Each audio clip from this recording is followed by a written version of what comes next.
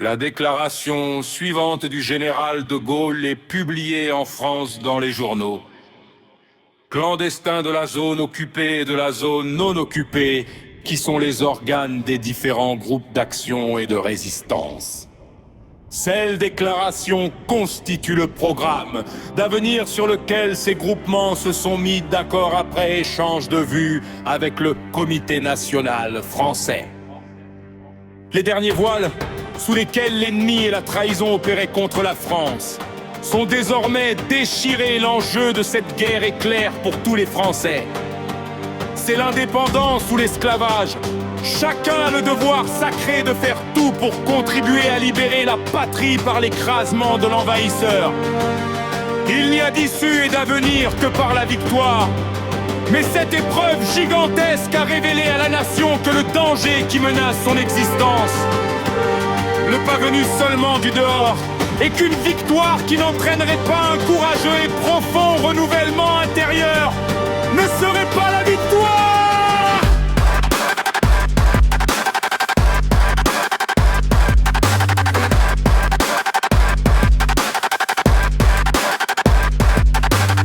Un régime moral, social, politique, économique, abditi dans la défaite après cette lui âme paralysée, par la licence. Un autre, sorti d'une criminelle capitulation, s'exalte en pouvoir personnel. Le peuple français les condamne, celui d'eux, tandis qu'il s'unit pour la victoire. Ils s'assemblent pour une révolution. Malgré les chaînes et le bâillon qui tiennent la nation en servitude, 1000 témoignages venus du plus profond d'elle-même font apercevoir son désir et entendre son espérance.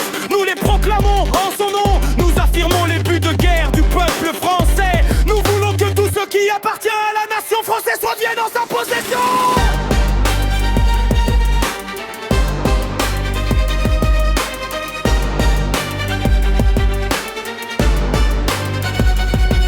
Le terme de la guerre est pour nous à la fois la restauration de la complète intégrité du territoire, de l'empire, du patrimoine français et celle de la souveraineté complète de la nation sur elle-même. Toute usurpation, qu'elle vienne du Dodome, qu'elle vienne du Dereux, va être détruite et balayée. De même que nous prétendons rendre la France seule et unique maîtresse chez elle, ainsi ferons-nous en sorte que le peuple français soit seul et unique maître chez lui. En même temps que les Français seront libérés de l'oppression. Ennemis, toute leur liberté intérieure devront leur être rendues une fois l'ennemi chassé du territoire. Tous les hommes et toutes les femmes de chez nous éliront l'Assemblée nationale qui décidera souverainement des destinées du pays. Nous voulons que tout ce qui a porté, tout ce qui porte atteinte aux droits, aux intérêts, à l'honneur de la nation française soit châtié et aboli.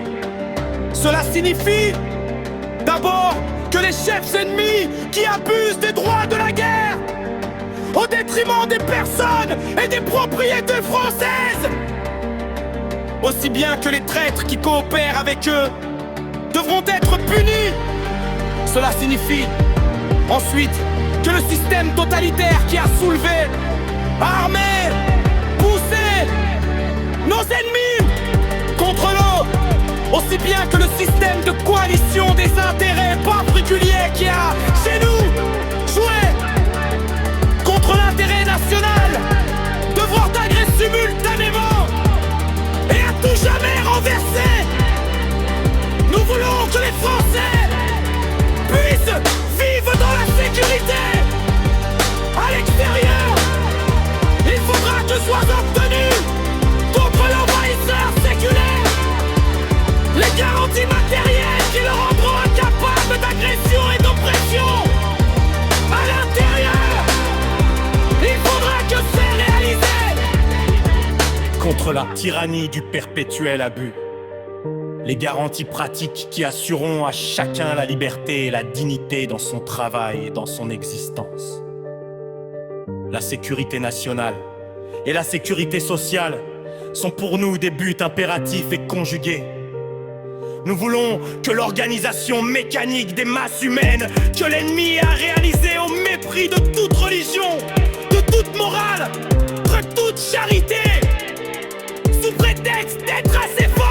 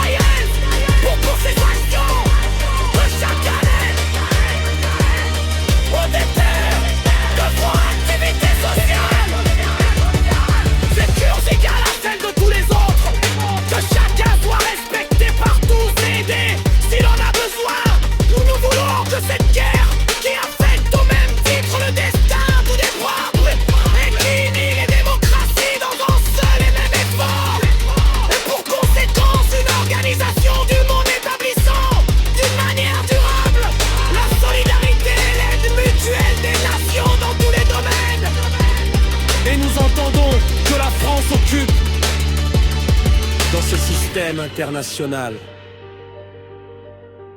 la place éminente qui lui est assignée par sa valeur et par son génie.